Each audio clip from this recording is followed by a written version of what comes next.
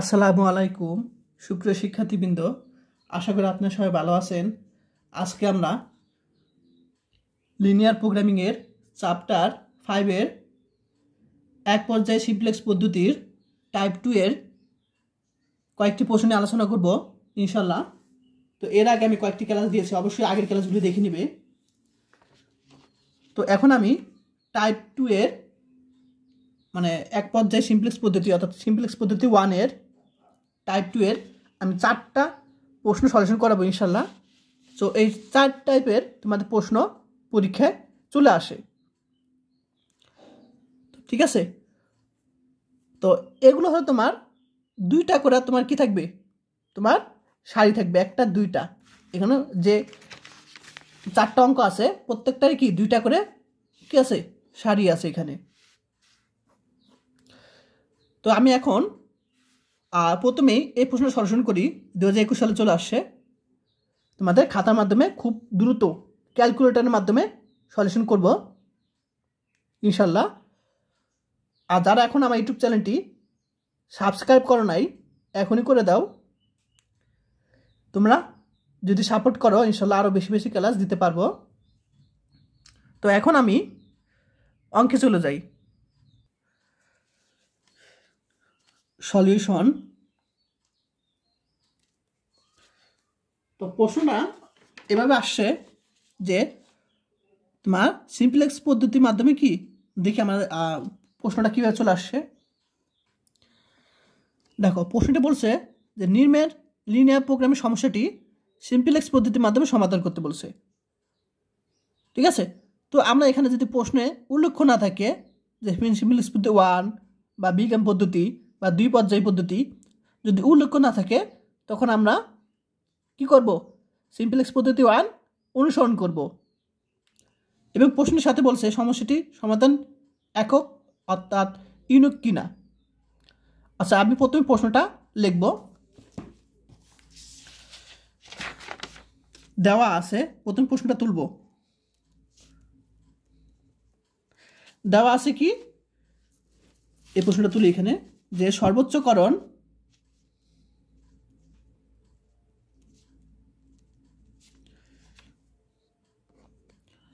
এখানে প্রশ্নটা তুললাম যে দেওয়া আছে কি সর্বোচ্চকরণ জেটিক্যাল to x1 plus 2x2 plus 3x3 সত্যসমূহ হলো x1 plus 2x2 plus 3x3 less than or equal 8, 2x1 plus x2 plus x3 less than or equal 8, এটা 6 হবে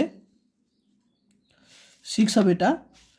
এবং যেখানে চলকগুলো হলো 0 বা 0 থেকে বড়, ঠিক আছে? প্রশ্নটি 2021 সালে চলে আসে, কিন্তু তো তোমাদের পরীক্ষায় চেঞ্জ থাকতে পারে, কি নিয়মটা ভালো করে মনে রাখবে। 21 সালে চলে আসছে। আচ্ছা, এখন আমরা কি করব, এখানে যদি কি থাকে সর্বোচ্চকরণ, এখানে তো যদি কি থাকে লঘিষ্ঠকরণ বা সর্বনিম্নকরণ থাকে, তখন আমরা এখানে এটাকে মাইনাস গুণ করে সর্বোচ্চকরণ আনতে হবে। কিন্তু এখানে অলরেডি সর্বোচ্চকরণ আছে, তাই এটাতে কোনো চেঞ্জ নাই। এখন শর্তসমূহকে আমাদের সমতায় আনতে হবে, সমতায়। এখন সমতা আনার জন্য এখানে কি আছে, লেস দেন অর ইকুয়াল আছে, দেখো। তাহলে আমরা জানি এদিকে থাকলে কমতি চলক যোগ করতে হয়, আর এদিকে থাকলে বাড়তি চলক বিয়োগ করতে হয়, ঠিক আছে? তাহলে আমরা লিখব এখানে প্রথম শর্ত 1 শর্ত 2, প্রথম ও দ্বিতীয় শর্তে দেখো প্রথম আর দ্বিতীয় শর্ত একই রকম। প্রথম ও দ্বিতীয় শর্তে যথাক্রমে তাহলে এটার সাথে কি একটা কমতি চলক যোগ করবো, এটার সাথে একটা কমতি চলক যোগ করবো। তাহলে এটার সাথে কি S1 যা 0 থেকে বড়, এবং দ্বিতীয় শর্তে S2 কি কমতি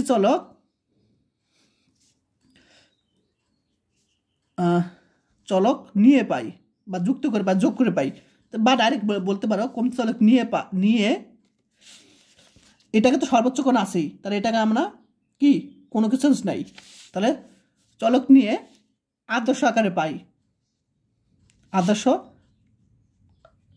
আকারে পাই সর্বোচ্চকরণ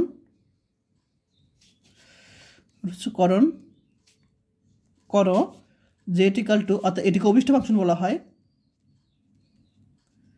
যদি বুঝতে প্রবলেম হয় আমাকে বলবে কমেন্ট করে অবশ্যই। এবং শর্তসমূহ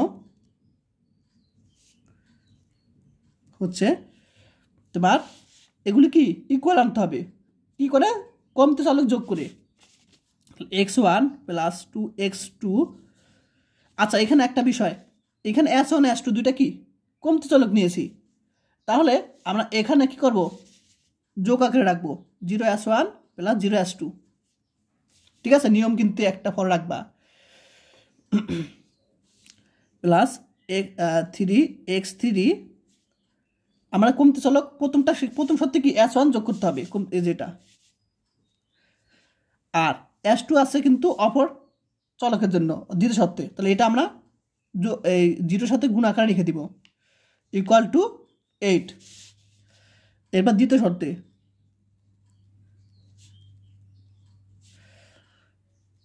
এটার সাথে কিন্তু আমরা দ্বিতীয় অর্থাৎ s2 চলক যোগ করতে হবে, তাহলে s1টা কি, এটা s1 0 সাথে গুণ আকারে রাখবো s2 6। আর যেখানে x1 x2 x3 s1 s2 কি হবে, 0 থেকে বড় হবে। আশা করি সবাই বুঝতে পেরেছ এটা কিভাবে আমরা করেছি, আদর্শ আকারে প্রথম নিয়ে আসলাম। তাহলে এই টাইপের প্রশ্ন আসলে ইনশাল্লাহ পারবে। এখন আমরা বক্স অঙ্কন করব। তো এই বক্স অঙ্কনের জন্য আমরা আলাদা একটা পেজ দিব শুধু এই বক্সের জন্য, ঠিক আছে। তো আমি তোমাদের এই বক্সটা এখানে করে দিই, পরীক্ষার সময় কিন্তু তোমরা আলাদা পেজে বক্স করবে। আমি তোমাদের বোঝানোর ক্ষেত্রে আমি এখানে তোমাদের বক্সটা করে দিই। প্রথমে এরকম দাগ দিবা, যখন বুঝবা তখন তাড়াতাড়ি করতে পারবে। এখানে দাগ দিবা, একটু দাগ দিবা, দাগ দেওয়ার পরে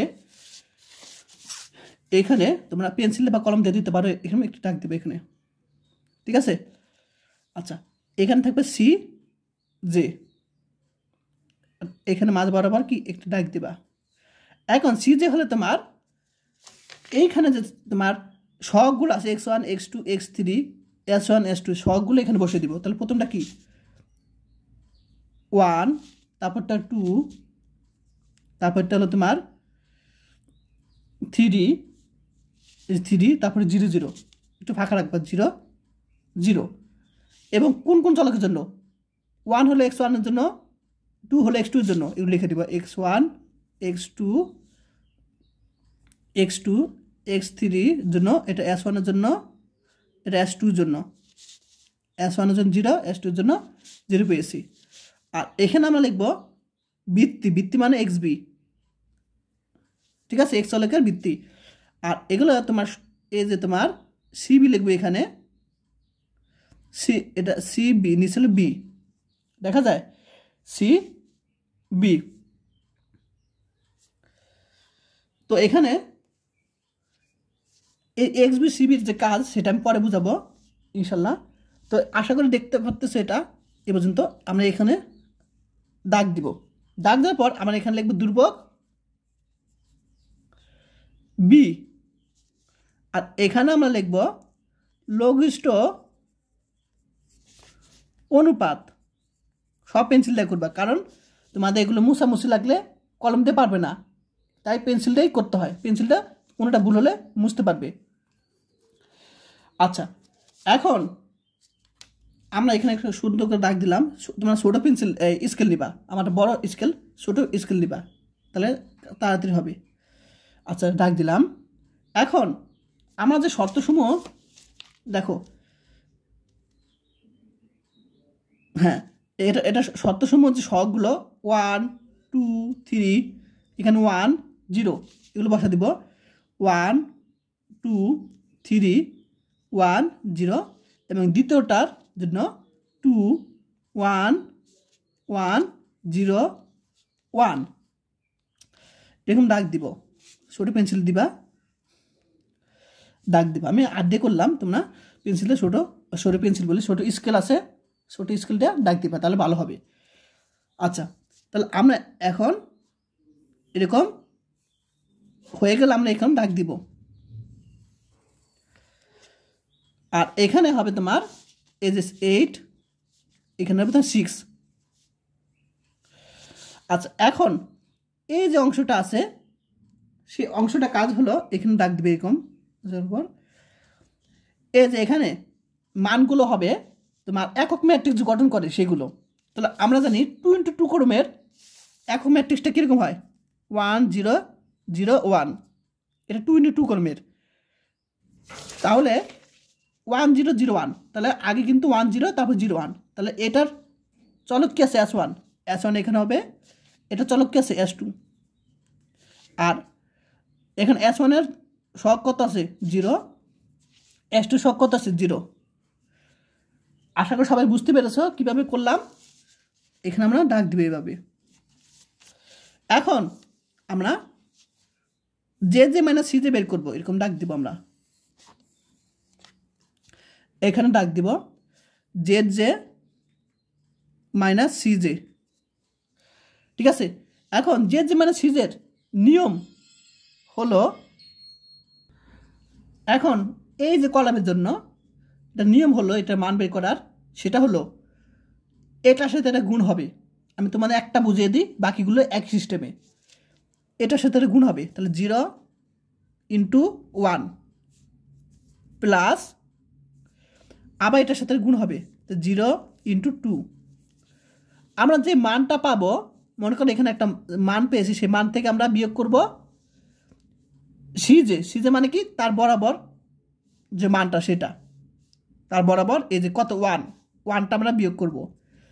তাহলে দেখো এখানে আমরা কত পেয়েছি 0, এখানে পাচ্ছ 0, 0 প্লাস 0 কত পাই আমরা, যোগ করে 0ই পাবো, তার থেকে 1 বিয়োগ করলে -1 হবে।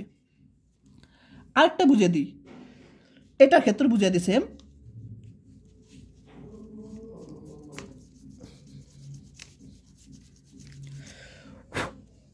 তোমাদের আমি জাস্ট নিয়মটা শিখিয়ে দিই, পরীক্ষার সময় তো আর হুবহু প্রশ্ন আসে না, তেমন চেঞ্জ করে আসে। আবার এটার সাথে এটা গুণ করব, কত হয়, এটার সাথে গুণ করলে মুখে মুখে করতে পারো, এটার সাথে গুণ করলে কী হবে, 0 সাথে 2 গুণ করলে 0, সূত্রের প্লাস 0 সাথে 1 গুণ করলে 0, আমরা যে মানটা পাবো তার থেকে বিয়োগ করব এই অংশটা, অর্থাৎ 2। আমরা দ্বিতীয়টা বের করছি, তাহলে দ্বিতীয়টার যে মাইনাস সিজে করছে, অর্থাৎ এটু কী হবে বিয়োগ করবো। তাহলে আবার কী পাবো, 0 থেকে যোগ করলে 0, 0 থেকে -2 করলে -2। তাহলে এরকম করে প্রত্যেকটা বাকিগুলো করবা। তাহলে এরকম যদি বাকিগুলো করি, মুছে দিই, বাকিগুলো তোমরা নিজেরা করবা, দেখবা একই রকম পাবো, যে -3 পাবো, এরকম 0 পাবো, এবং এখানে 0 পাবো, এরকম করে। আবার এটা সেম, এটার সাথে এটা গুণ করলে কী হবে 0 প্লাস, এটার সাথে গুণ করলে কী হবে 0। এখানে কিন্তু কি সিজে নাই, অর্থাৎ এখানে কিন্তু সিজে নাই। তাহলে আমরা শুধু এটার সাথে এটা গুণ করলে, এটার সাথে গুণ করলে যে মান পাবো, যেটা যোগ করে যে মানটা পাবো 0, সেই 0টা তোমার z = 0।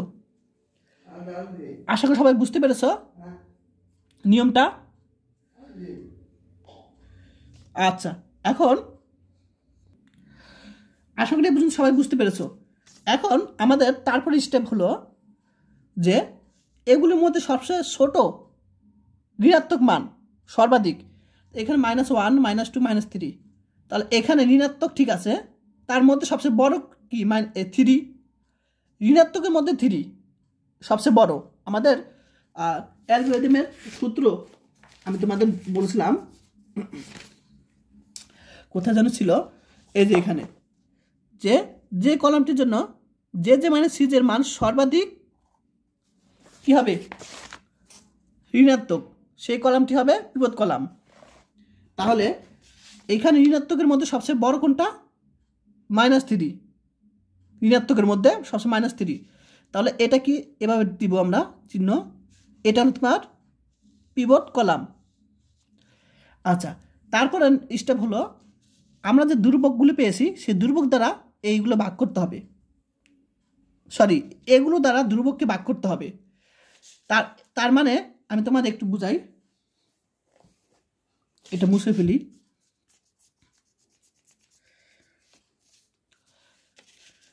এখানে ধ্রুবকের যে মানগুলো সেগুলো কি হবে,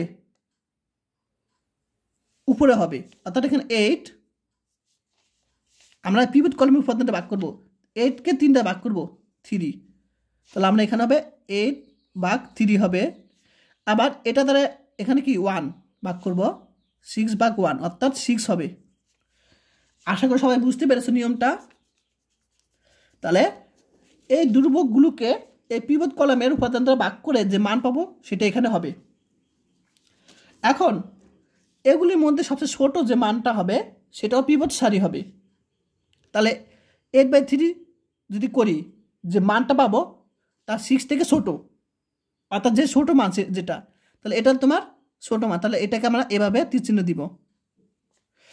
তাহলে এটা তোমার পিভট কি সারি, এটা হলো পিভট সারি আর এটা হলো পিভট কলাম। তাহলে পিভট, আমি তোমাদের একটু পেন্সিলটা বুঝাই, এই পিভট কলাম আর এই পিভট সারি এই যে পর্যন্ত ছেদ করছে কি 3কে ছেদ করছে, তাহলে এই 3টা হলো তোমার পিভট উপাদান। তাহলে পিভট কলাম এবং পিভট সারি যে উপাদানকে ছেদ করে সেই উপাদানটা হলো পিভট উপাদান। তাহলে পিভট উপাদান কত 3। আচ্ছা, প্রথম অঙ্ক তো একটু টাইম লাগবেই তোমাদের বুঝতে। তাহলে আমাদের কিন্তু পিভট উপাদানটাকে আমরা এভাবে টি চিহ্ন দিব, মানে স্ট্রাইক দিব আমরা এখানে উপরে, একটু চিহ্নিত রাখার জন্য, নাহলে পরে এলোমেলো হয়ে যাবে। আচ্ছা, এখন বুঝতে পারছো। এখন এখানে কি আছে, ঋণাত্মক আছে, যে মানে সিজে এগুলো মানগুলো কি ঋণাত্মক আছে। তাহলে যতক্ষণ না পর্যন্ত এগুলোর মান 0 বা তার থেকে বড় হবে ততক্ষণ চলতেই থাকবে প্রক্রিয়াটা। তাহলে আমরা এখানে এভাবে দিব, দাগ দিব, এটা বড় হলে পরে মুছে দিবা পেন্সিল দিয়ে, দাগ দিব। এখন এভাবে দাগ দিব। আচ্ছা, এই ছোটো স্কেলটা দাগ দিবা। এখন আমরা দেখো এই যে পিভট কলাম, এই যে পিভট কলাম বরাবর কি আছে x3 আছে। আচ্ছা, এখানে পিভট উপাদানটা কি আছে 3 আছে। তাহলে এই যে আমরা একটা জিনিস খেয়াল রাখবা, এই 3টা এদিক চলে যাবে, একটু এটা ঠিক মনে রাখবা, x3 কিন্তু। তাহলে x3টা এই যে পিভট উপাদান বরাবর যে উপাদানটা থাকবে এখানে মাথা, এখানে মনে করো 3 থাকলো, তাহলে আবার এই বরাবর এই অংশটা কি হতো এদিকে চলে যেত। তাহলে এই জিনিসটা কি এদিক যাবে, সবসময় রাখবা। তাহলে আমরা কি লিখবো, x3টা এদিকে যাবে, x3 এদিক যাবে। তাহলে আমরা কি লিখবো x3 এখানে, আর বাকি যেটা আছে সেটা এখানে আমরা একটু ভুল করছি, x2 হবে। তাহলে বাকি x2 এখানে যাচ্ছে তাই হবে। তাহলে বাকিটুকু আমরা মুছে ফেলি, একটু বেশি হয়েছিল। আশা করি সবাই বুঝতে পেরেছ। এখন x3 সক্ষত আছে এখানে 3, আর এখানে x2টা আছে 0। আশা করি সবাই বুঝতে পারছো। তাহলে আমরা x3টা এই যে এখানে মনে করো 3 এখানে থাকলো, মানে পিভট উপাদানটা এখানে মনে করো 3 থাকলো, তখন আবার এই দিক দিয়ে চলে যেত, মানে এটা যেদিক থাকবে সেটা এদিক বরাবর চলে যাবে, এই জিনিসটা খেয়াল রাখবা। আচ্ছা, তারপরে x3 সক 3, আর এখানে বাকি যা আছে তাই থাকবে, x2 0ই আছে। আচ্ছা, এখন দাগ দিব আমরা সুন্দর করে স্কেল দিয়ে। আচ্ছা, এখন আমরা যে কাজটা করব সেটা হলো এই যে পিভট সারিটাকে এই পিভট উপাদানটা ভাগ করতে হবে, এই কাজ। তাহলে পিভট সারি কোনটা এটা, তাহলে এই পিভট সারিকে আমরা পিভট উপাদান দ্বারা ভাগ করব। তাহলে পিভট উপাদান কত 3, তাহলে এটাকে আমরা 1/3 লিখব, 2/3, এটাকে 3 দিয়ে ভাগ করলে 1, এটাকে 1/3, 0 দ্বারা 3 দিয়ে ভাগ করলে 0, আবার 8 দ্বারা 3 ভাগ করলে 8/3। আশা করি সবাই বুঝতে পারছো। এই পিভট সারিকে পিভট উপাদান দ্বারা ভাগ করব। তাহলে আমরা নতুন এই যে পিভট সারির পরিবর্তনটা পেয়ে গেছি আমরা। এখন আমরা এটার পরিবর্তে এটা মানে এই সারিগুলো ক্যালকুলেটরের মাধ্যমে খুব দ্রুত সলিউশন করব ক্যালকুলেটরের মাধ্যমে, ঠিক আছে। তাহলে এইটার পরিবর্তে এটার এখানে মানগুলো খুব সহজে আমরা কি করব, ক্যালকুলেটরের মাধ্যমে করব। আর যারা এখন আমার ইউটিউব চ্যানেলটি সাবস্ক্রাইব করো নাই, এখনই করে দাও। আর নতুন নতুন ক্লাস পাওয়ার জন্য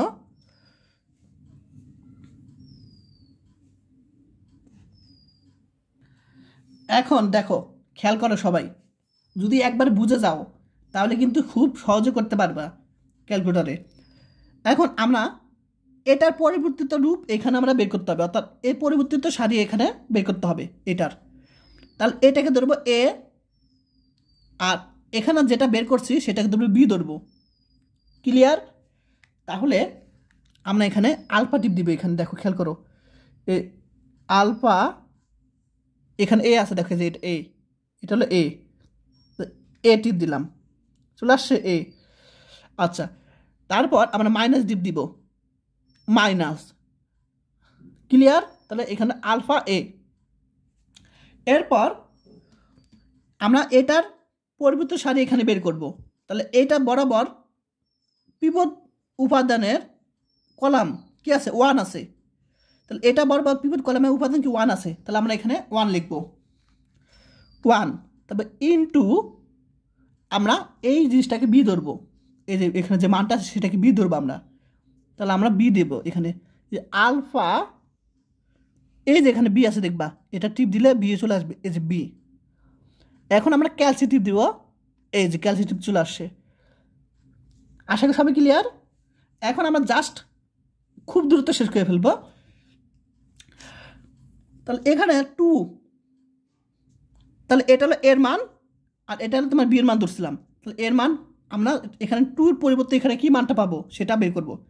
তাহলে আমরা এর মান প্রথমে 2 বসাবো, এই যে 2 ইকুয়াল এর মান এটা বসাবো 1/3, 1/3। তাহলে চলে আসে কত, দেখবা এরকম দশমিক চলে আসে, তাই না? তো এই দশমিক জিনিসটাকে আমরা পূর্ণ সংখ্যা আনার জন্য আমরা এই যে এবিসি অংশটা টিপ দিব, এটাকে দেখো চলে আসে। দেখো এখন এরকম চলে আসে যে 1, 2, 3 চলে আসে। তো এটাকে আমরা মিশ্র ভগ্নাংশ আকারে কিন্তু আছে, তাই না? এখন এই মিশ্র ভগ্নাংশটাকে আমরা তোমার প্রকৃত ভগ্নাংশ নিয়ে আসবো। তাহলে এরকম যদি থাকে, এটা বের করার নিয়ম হলো, আমি তোমাদের দেখিয়ে দিই। দেখো এই যে 3 আছে, 3টা এখন নিচে হবে। এই যে 1 আছে, সেই 1টা আমরা এখানে রাখবো। আর এর মাঝখানে 2 আছে, সে 2টা উপরে থাকবে।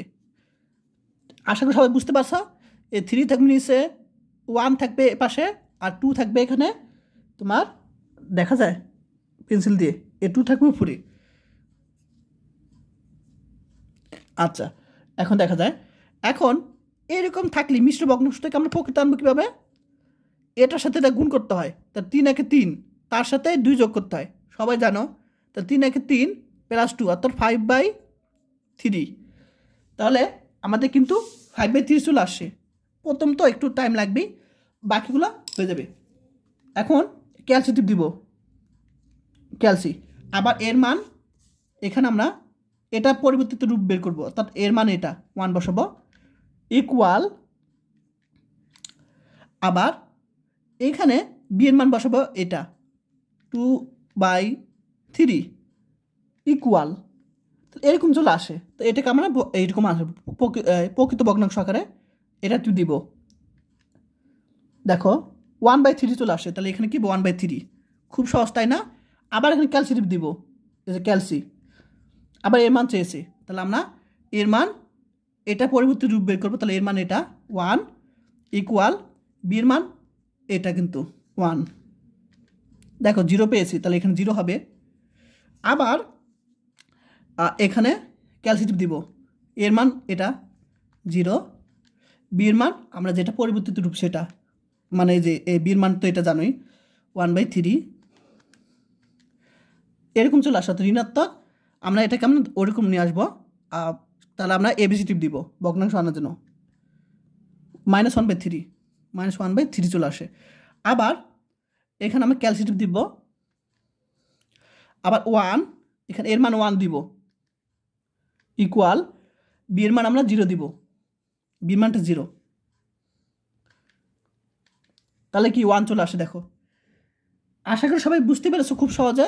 এখন এটাও সেম, 6 পরিবর্তে এটা কীভাবে চলে আসে, আবার ক্যালসিটিভ দিব, খুব দূরে হয়ে যেতেছে কিন্তু অ্যান্সারটা।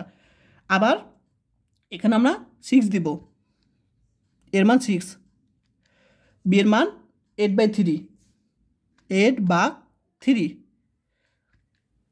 দেখো এরকম চলে আসে এই পয়েন্ট আকারে। তাহলে আমরা এবিসিডি দিব এখানে, দেখো এখানে চলে আসে। তাহলে এটাকে তো জানোই, এটাকে আমরা প্রকৃত আনার জন্য কী করবো, 3-এর সাথে 3 গুণ করব, মুখে মুখে 3-এর সাথে 3 গুণ করব, 3 × 9, 9-এর সাথে 1 যোগ করলে কী হবে, 10 চলে আসবে।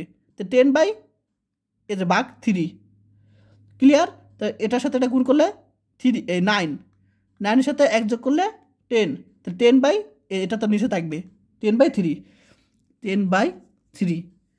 আশা করি সবাই বুঝতে পারছো। এখন যে মানে সিজে তো বের করতে পারবাই। আমি কিন্তু জাস্ট এই প্রথম মনে করো বোঝানোর জন্য ভিডিওটা বড় হচ্ছে, ভালো করে বোঝানোর জন্য। যদি বুঝে থাকো অবশ্যই কমেন্ট করে জানাও যে ক্লাসগুলো কেমন লাগলো। এখন যে মানে সিজে নিয়ম জানোই যে এটার সাথে গুণ করলে, মুখে মুখে করলে ভালো, এটার সাথে গুণ করলে কী হবে, নিয়ম তো জানো সবাই। এটার সাথে গুণ করব কীভাবে, 1 হবে সূত্রের প্লাস, এটার সাথে গুণ করলে 0। আমরা যে মানটা পাবো, কত পাবো আমরা, 1 পাবো, সেই মানটা থেকে বিয়োগ করব এই বরাবর কি, এই যে এটা 1 সিজে বিয়োগ করবো আমরা, তাহলে 1, তাহলে কী পাবো 0, তাহলে এখানে পাবো কত 0। ঠিক একইভাবে বাকিগুলো তোমরা নিজেরা করবা, এখানে 0 আসবে, 0 1 1 0 চলে আসবে এরকম। ঠিক আছে, পরীক্ষা তো তোমাদের হুবহু প্রশ্ন আসবে এরকম না, কমন তোমাদের চেঞ্জ করে আসবে, তাই তোমরা নিয়মটা শিখে রাখো। তারপর এরকম সেম এটার সাথে গুণ করব প্লাস এটার সাথে গুণ করব, তাহলে আমাদের চলে আসবে এটা কিন্তু 8/3, 8/3। তাহলে এরকম চলে আসবে, যেটার মান চলে আসবে 8 চলে আসবে, যেটা মান কি 8 চলে আসবে। তা দেখো আমাদের শর্ত ছিল যে মাইনাস সিজের মান যদি 0 বা তার থেকে বড় হয় তাহলে আমাদের কাজ শেষ, স্টপ। তাহলে যেহেতু লিখবা, যেহেতু কলম দিয়ে,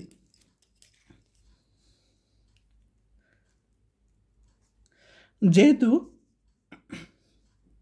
যে মাইনাস সিজে কী হবে তোমার গ্রেটার দেন আর ইকুয়াল 0, এটা থেকে বড় 0 বা যে সমান, সুতরাং আমাদের চলক যে মান x1 x2, এখানে চলক কী ছিল ওই সময় x1 x2 x3, এগুলো মান দরকার কিন্তু আমাদের, সমাধান বলছে।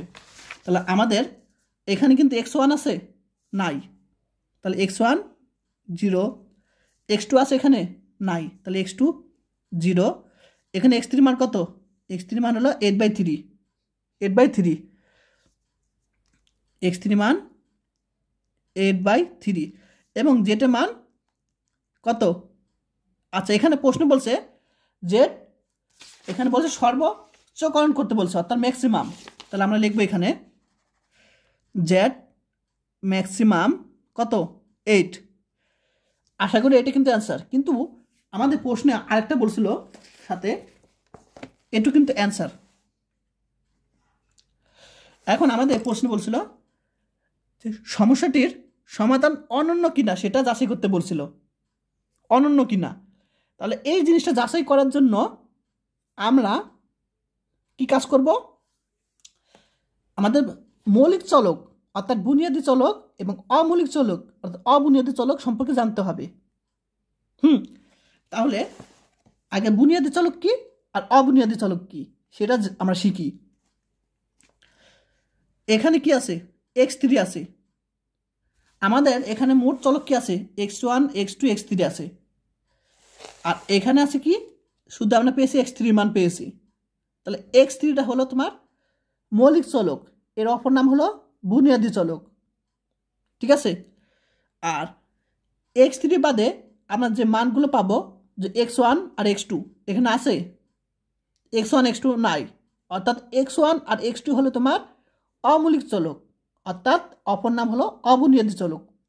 তাহলে এখানে যে যা থাকবে x2, এখানে x3 আছে, সেই x3 হলো মৌলিক চলক, আর এখানে x1 x2 নাই, তাহলে x1 x2 হলো তোমার অমৌলিক চলক, অর্থাৎ অবুনিয়াদী চলক। তাহলে এখানে আমাদের একটা শর্ত আছে, সেই শর্তটা হলো, সবাই লিখে রাখো এখানে, যদি এখানে অমৌলিক চলক বা অবুনিয়াদী বা অমৌলিক লিখি, অমৌলিক যে কোনো একটা দিলে হবে, অবুনিয়াদী চলক, যদি অমৌলিক চলক সকল বা সবগুলো অমৌলিক চলক, যদি অমৌলিক সকল চলক কি হয়, যে মাইনাস 0 থেকে বড় হয়, তখন সমাধানটা কি হবে, তোমার অনন্য হবে, তখন সমাধান অনন্য হবে, অনন্য বা ইউনিক। আর যদি কি হয়, আমি এখানে ভুল করছি, যদি 0 থেকে বড় হয়, এখানে কন্ডিশনটা ভুল করছি আমি, তোমার ঠিক করো, যদি যে মান সিজের মান কি হয় 0 থেকে বড় হয়, তখন কি হবে, তোমার অনন্য হবে। আবার যদি অমৌলিক চলক সকল চলক যে মাইনাস সিজে কি হবে 0 হয়, তখন কি হবে সমাধানটি, অনন্য নয়, আর আমরা জানি এখানে 0 অথবা 0 থেকে বড় যে কোনো মান থাকতে পারবে, এইখানে কিন্তু ঋণাত্মক মান থাকতে পারবে না। এখানে সবার লাস্টের বক্সে কি তোমার 0 বা 0 থেকে বড় রাখতে হবে। তাই এখানে যদি 0 থেকে বড় পাই, কার জন্য, অমৌলিক চলকের জন্য, তাহলে এখানে অমৌলিক চলক কি x1 x2, যেহেতু এখানে x1 x2 নাই, তাহলে x1 x2 হলো অমৌলিক চলক। তাহলে অমৌলিক চলক x1 x2 জন্য দেখো, x1 আর x2 জন্য, x1 এর জন্য যে মান সিজি কি পাই 0, আবার x2 এর জন্য আমরা যে মান সিজি কি পাই 0 পাই। অর্থাৎ অমৌলিক চলকের জন্য যদি আমরা এই যে অমৌলিক চলক x1 x2 কেন, সেটা আমি একটু আগে বুঝলাম, যেহেতু এখানে x1 x2 নাই, এখানে তাদের x1 এর জন্য যে মাইনাস সিজে 0 এবং x2 এর জন্য যে মাইনাস সিজে কী হবে 0। তাহলে এদের জন্য যদি 0 পাই, তখন কি সমাধানটি অনন্য নয় হবে, অনন্য নয়, 0 হলে অনন্য নয়। আর যদি 0 থেকে বড় হয়, মনে করো এগুলোর মান কি 0 থেকে বড় পেয়েছি, তখন কি হবে, সমাধানটি অনন্য হবে। দেখো আরেকটি প্রশ্নের মাধ্যমে তোমাদের আরও ভালোভাবে বুঝিয়ে দিই, ক্লিয়ার। এখানে দেখো, এখানে কি যেগুলো আছে সেগুলো হলো অমৌলিক, সেগুলো হলো মৌলিক চলক। এগুলো বাদে যেসব চলক আছে সেগুলোকে বলে অমৌলিক চলক। তো এখানে x1, এখানে x5 x4 নাই, আছে নাই, তাহলে এখানে অমৌলিক চলক কি x1 x4 x5 নাই, কিন্তু এখানে নাই। তো এদের তাহলে x1 এর সবার লাস্টের যে মানে সিজে কি পাই, এটা তোমার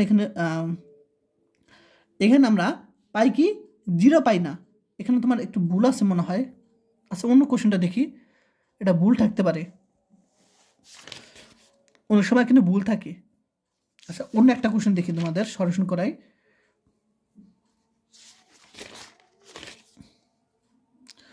ইউনিকের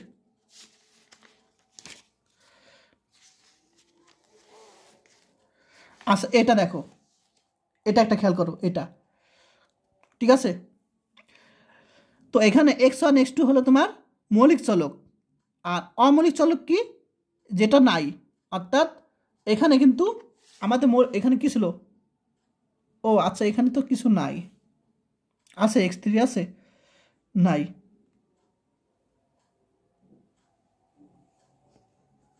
আচ্ছা, তাহলে যেখানে এখানে কিন্তু x1 x2 তোমার কি মৌলিক চলক, আর আমাদের প্রশ্নে কিন্তু x1 x2 আছে, x3 নাই। তাহলে আমরা এখানে s1টাকে আমরা অমৌলিক চলক ধরবো।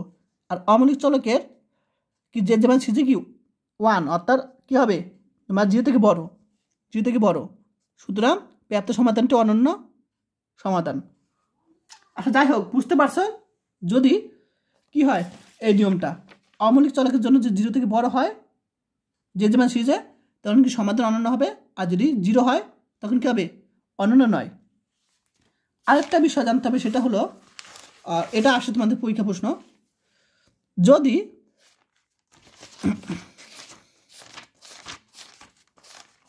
কই গেল, আরেকটা বুঝাই তোমাদের।